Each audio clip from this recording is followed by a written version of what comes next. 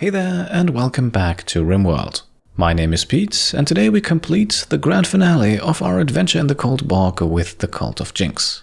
And before we can even talk about what happened last time, we immediately have some names to give out as our bears have once again given birth. And so, as always, chosen from the list of Patreon supporters in the naming rights tier and above, the latest addition to our bear army will now go by the name of Canopus, and actually we're not done yet.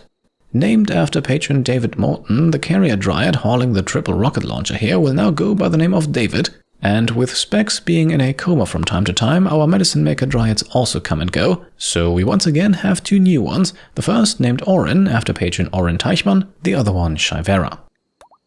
And with that, I think we can finally jump in. Last time we left off after securing the Redhawk plasmasword relic, we discovered that as a persona plasmasword, it does come with some rather interesting traits, and among many other things, today we have to decide who to give it to. Before that can happen though, our small caravan of Light, Donut and Wyatt first needs to return to Liviana, and so for the moment we can watch as work on our monument continues, and as the timer on a quest that we received last episode slowly ticks down. After reading through all of your comments, I found some that were actually in favor of taking this. However, the vast majority seem to be against taking in any new people at this point, and I would have to agree, the Cult of Jingz feels rather complete at the moment, and I don't think that we need any last-minute distractions on our way to the finish line. And so we will not take it and instead focus on the tasks at hand. Those include, as mentioned, the construction of that monument, but also securing enough food for the upcoming summer, as temperatures are on the rise again and corpses are no longer a viable food source for our bears, and so we need to ramp up our kibble production to sustain our furry army. We are also informed here that the anima tree is once again ready for a linking ritual, but before we take care of that, we can watch as Jekna here makes some marble blocks for a change, which are then immediately used in the construction of a brand new double bed for our latest couple, Tuk and Squeaks. Yes, the two of them have finally gotten together just in time for the series finale, and so we can now shift around our sleeping arrangements a bit, as we have also secured a bit more jade in last episode's drop pod raid, enough to construct 2 more jade beds. And as Tuk and Squeaks then finally bed down next to each other for the very first time, we can also see Tuk's love enhancer in action, providing both of them with a plus 12 moodlet for their nightly activities, a 50% uplift over the usual plus 8 that this would normally get. On the following morning then, our small caravan safely makes it back home to Liviana, and with that, the Cult of Jingz's second relic is now officially in our hands. Just in that moment, the birth of yet another grizzly bear is also announced, and so we can now give out what is actually name number 200 from the naming rights tier and above. Congratulations go out to Fizmat for securing the honors, and not only are you patron name number 200 appearing on this channel, you are also grizzly bear number 22. Now for the time being, the Redhawk relic is rather unceremoniously stored on one of our shelves. We'll talk about who gets to wield it a little later. For now, with Wyatt back home, we can take care of our last anima tree linking of the series, as it is time to finally advance Wyatt to Psycaster rank 6. Work inside our temple, meanwhile, continues rather swiftly as you can see, and a few moments later it's time for Wyatt to receive his 6th and for now final Psycast.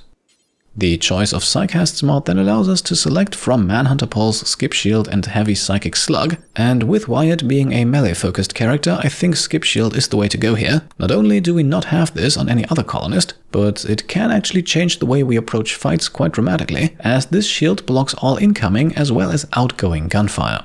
It remains to be seen whether or not we'll get to see it in action today. For now, another night sets across the Cold Bog on this first day of what is officially summer, although, as you can see, just like Armando himself, the construction of our monument never sleeps.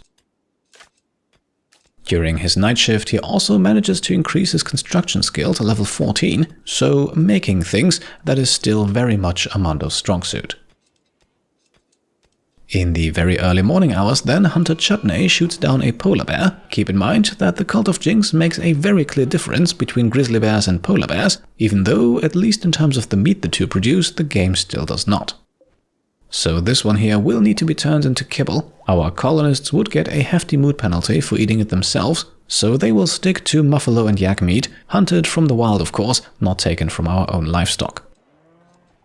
In the afternoon then we can see, yes, the monument is actually nearing its completion, and its construction is actually the last thing standing between us and the completion of this series. Unfortunately though, it looks like we are missing exactly 3 granite blocks to finish the construction here and now, and so Maniac and Chutney here mine out just a few more chunks of granite, actually striking compacted machinery in the process, and just in that moment, colony leader Specs also reawakens from her psychic coma, so I would say all signs point towards the end rapidly approaching. And yes indeed, after a strengthening meal, Armando finishes the monument just before midnight, and with that we complete the related quest and obtain some lovely rewards. To be more precise, we receive 83 units of uranium as well as an orbital bombardment targeter. The former will be used by Armando to make one last helmet, while the latter is swiftly stored away. Now what we can see at this point is Super Psycaster Light hauling one of our sculptures from the old tree temple into our new monument. Inside he then installs it and promptly triggers a warning, because as part of this monument's quest we are not actually allowed to modify it in any way. However, I also don't see the Cult of Jingz as the kind of people who necessarily follow each and every rule, especially if we consider that we have already obtained the reward we originally built this for. Also, with the penalty for modifying the monument being a 15-day volcanic winter, our colonists are not really facing the harshest punishment, especially not in the summer, and so we remain defiant towards the Empire all the way to the end here, and instead we will now turn this monument into our very own and brand new temple. While that happens, Donut then unfortunately angers a herd of buffalo, but thankfully gets away safely, and together with Chutney and Maniac she can then start hunting them down in a more controlled fashion, although as you can see she does get a bit reckless here towards the end. Ultimately though, the fight does result in several dead buffaloes and only a small shoulder bruise on our side. As always then, Leafheart Kevin is quick on the scene to patch that up, and we should have our colony's meat supply secured for the next few days. And with that we can jump back to our new temple, which as you can see is rapidly taking shape. We are of course reusing most of the old stuff here, but Thoraya is constructing a brand new mural on the floor, and I also took the liberty of reactivating the Minify Everything mod for just a few moments here, just to move over a few select items that can normally not be reinstalled, like the altar for example. Armando's Uranium Guardian helmet, by the way, ended up being of excellent quality, but with that it is unfortunately below the protection levels of the plethora of marine and recon helmets we have collected recently, and as you can see our colonists are leaning more and more towards equipping those. And as if it was a sign from Jingz itself, just as our new temple is more or less finished, we have another Gaurelin pot sprout on the map, and so we might just be able to assign one more tree before all of this is over. And speaking of trees, we are of course still liking those, so on the following morning we can watch as Thoraya installs a few small bonsai pots. This also marks the end of our 24-hour grace period, and with that the volcanic winter begins. Like I said though, a slight drop-off in temperatures and light levels should be acceptable, especially during the summer. And so, after a few last minor rearrangements, it is then Chutney who plants the last bonsai, and with that, our brand new temple is now finished, just as an allied group of travelers is passing by. And that means it is time to now enter the finale part of the grand finale, and we begin things with a leader speech from colony founder Specs, who at this point has a lot to look back on. After starting things off all by herself, naked and alone in the Cold Bog, she has surrounded herself with a healthy number of like-minded people. Some joined on their own volition, others needed to be persuaded, but in the end they all converted and became part of the Cult of Jingz. And so it is the intent of this leader speech right here to gain one last ideology development point and to develop that Cult of Jingz once more, one last evolution to reach its final form. Interestingly enough then, Specs talks about avoiding cobras, perhaps a reference to our first Rimworld adventure on the ice sheet, where Cobra was the first colonist to actually join Cannibal Cambia. With a bit more foreshadowing then, Specs also explains promises to the northwest. Maybe she does indeed see that it is time for at least a small part of this cult to embark on a new adventure. Either way, the leader speech is deemed encouraging, and so we do in fact gain that last development point, which means we can now reform the Cult of Jingz one final time. Don't worry though, we're not actually going to add or remove anything substantial. As a matter of fact, the only thing we are doing is to adapt to the Cult of Jingz's narrative description. At this point, I want to say thank you for all of the wonderful ideas you guys left in the comments of the last episode. In that video, I asked you to submit suggestions for a more fitting narrative that more accurately reflects what the Cult of Jingz has become, and I think it's safe to say that you did not disappoint. In the end then, I chose not one, but actually 3 of your comments and kind of spliced them together. You can see them on the right side here and also read them if your screen is big enough. The parts that I took from each one are marked, and so the new and final description of the Cult of Jingz now reads as follows. The children of man have mistreated the powerful spirits of nature for far too long. The will of mighty and eternal trees has been made manifest, however, in Jingz, the mightiest of spirits. The great Jingz has granted unto us the trees and the dryads. We revere their provision and defend them to our last breath, for it is from the trees our breath does come. Through biting wind, scorching flame, and the raging hordes of unbelievers who dare bring axe against our trees, branches are cut off from the trunk, only to regrow again. We too embrace the painful carving of our flesh, so that the harshness of the world only strengthens our resolve. As the flesh is punished, so too is the soul nurtured. We have shed our sight, for the spirits guide us. We have buried our pride, for our pain is deserved. And we have forsaken our limits, for the day of repentance has come for humanity, and we are its executioners. With the trees of Jingz we remain, until body and spirit become one with the trees we serve. So that's it. That is our final version of the Cult of Jingz, courtesy of Samuel Trussick, Timothy Bartlett, and Devoted to Mercury. Thank you so much for the 3 wonderful comments you guys have left. Apart from that though, we are, as I said, not making any further changes. All of the precepts here will remain as they are. We are not going to add or remove any new roles or rituals. We'll also keep the number of relics at 2, and grizzly bears will of course remain to be our venerated animals. And I think, with that, the Cult of Jingz is now complete. And that means it is now time to decide the fate of the plasmasword Redhawk. Just as Specs herself delivers it into the temple, however, we are once again interrupted by some of our animals. This time the yaks have given birth, so we are naming our latest calf here Griffy, after patron Griffy Spaceman. And actually, a second yak was also already born during that leader speech. This one will now be named Thomas, after patron Thomas Aversol. What follows is then a big bang drum ritual, a noisy festival of sound and dance, the Cult of Jingz's way to celebrate Redhawk's new wielder.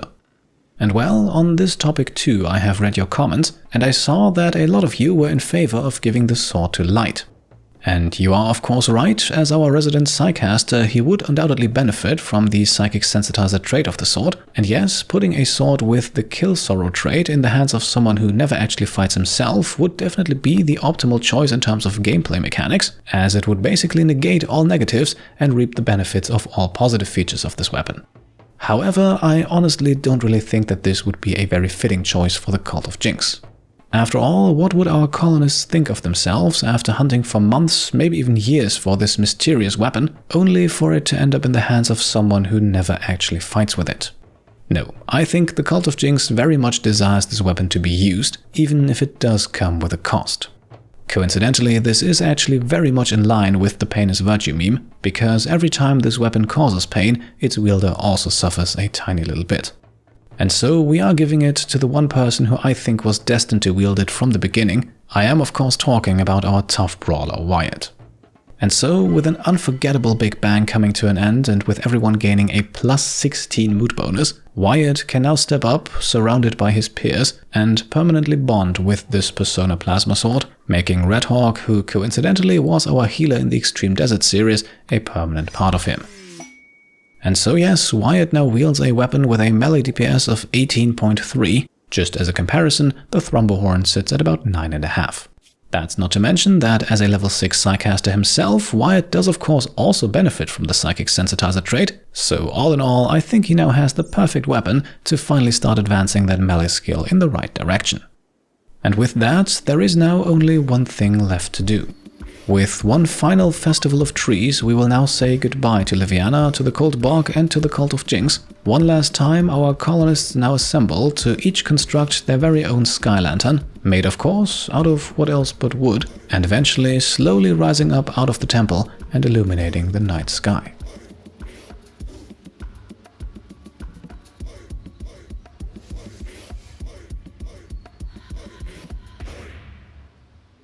Very fittingly then, the ritual is deemed beautiful, and interestingly enough, that results in the sprouting of yet another Garellan pod. So I think, before we officially wrap things up here, let's plant not one but 2 more Garellan trees.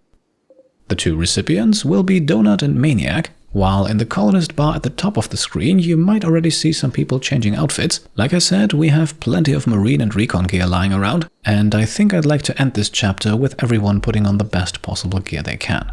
In the middle of the night then, first Maniac plants his tree, and then with the rest of the colony assembling around her, Donut does the same. Everyone then gathers for Maniac's tree connection ritual shortly after, and then with the sun slowly rising again over the swamp, it's Donut's turn. And speaking of Donut, she is also the last one to join her fellow colonists inside of the new temple, as the entire Cult of Jingz now assembles to say goodbye to those select few who will now leave. Yes, the time has come to select 5 colonists who will embark on Chapter 2, 5 people who will leave the Cult of Jingz behind and form their very own story.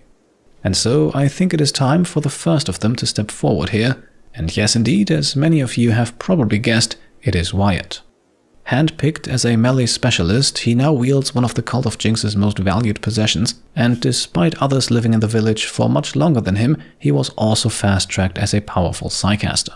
All of this has unfortunately resulted in him being the most disliked person in the Cult of Jingz, and I think, combined with his late arrival, that is reason enough for him to leave. Not on bad terms necessarily, as you can see this is still very much a peaceful separation, but I think you'd be hard-pressed to find Wyatt shedding any tears about it. Joining Wyatt, another unsurprising selection I think, is Light, resident super psycaster and regarded by many of you as the perfect candidate to lead a new wave of colonists into a second chapter. However, whether or not he will eventually be the new colony's leader, that is still very much undecided at this point. I would like to imagine that he's not the only one making that claim. Joining Wyatt and Light then, not one but actually 2 people, Took and Squeaks.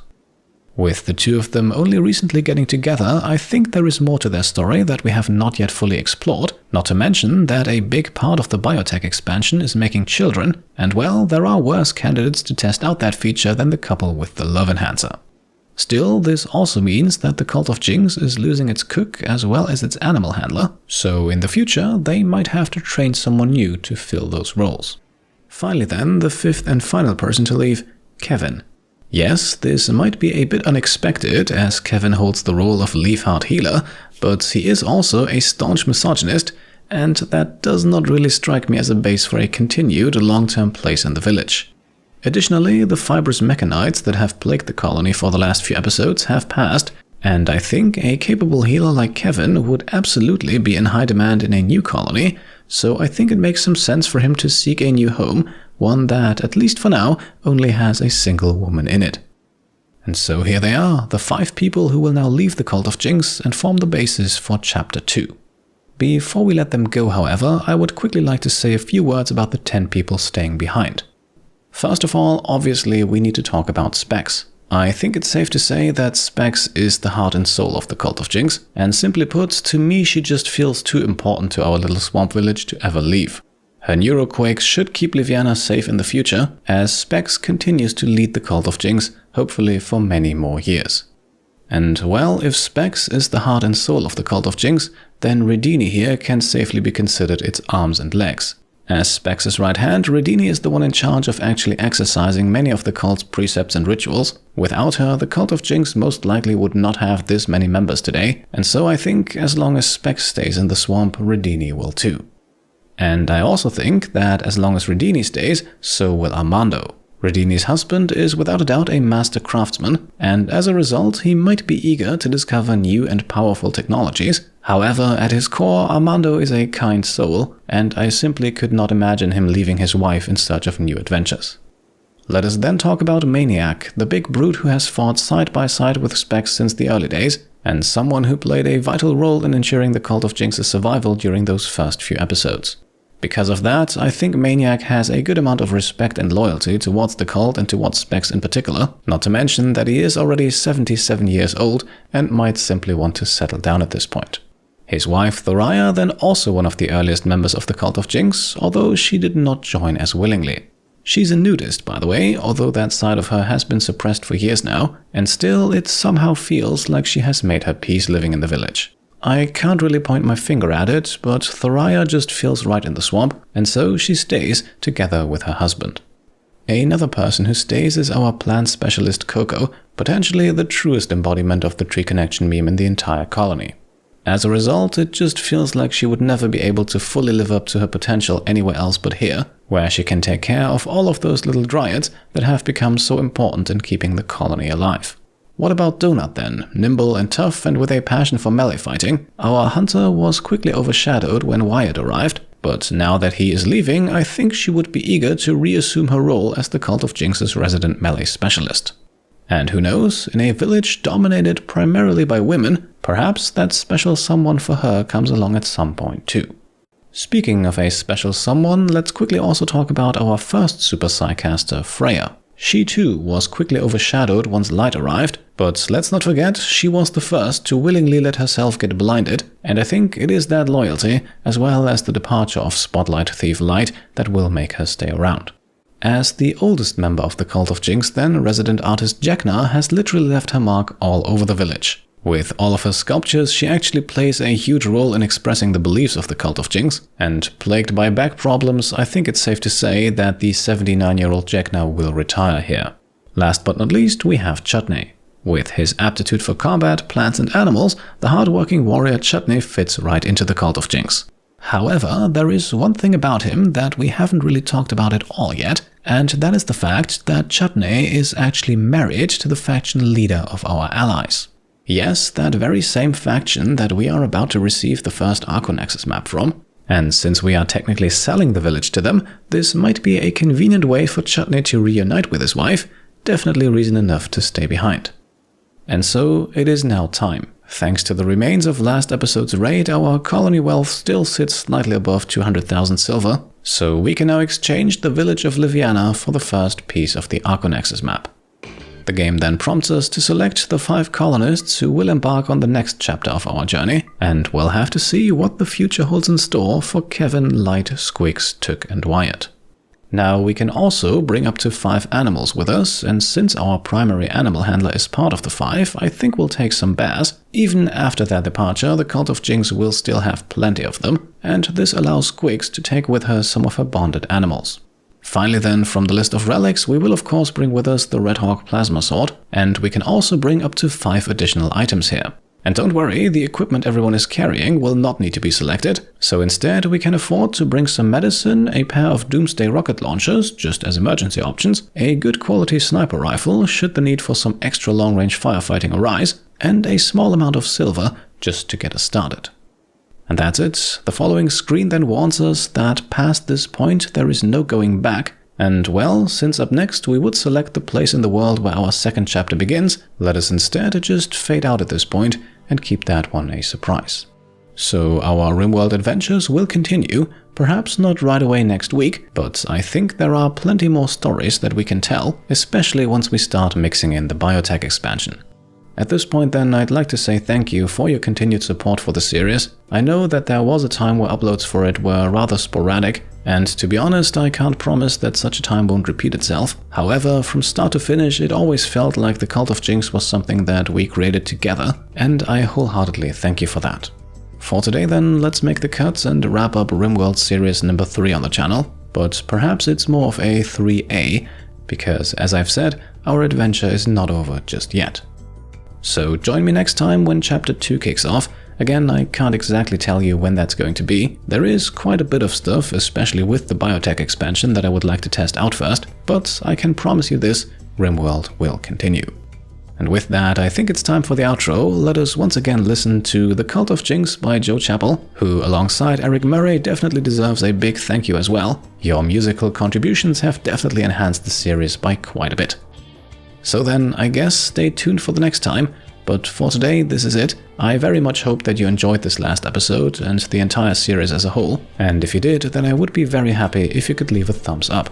Also, if you like what I'm doing and want to support me and my channel further, then you can of course go ahead and subscribe to stay up to date, grab some merch over on shop.petecomplete.com, And perhaps already secure your chance to get your name into the next series by checking out and maybe even pledging to the Pete Complete Patreon. Thank you all for watching, and I'll see you next time. Cheers.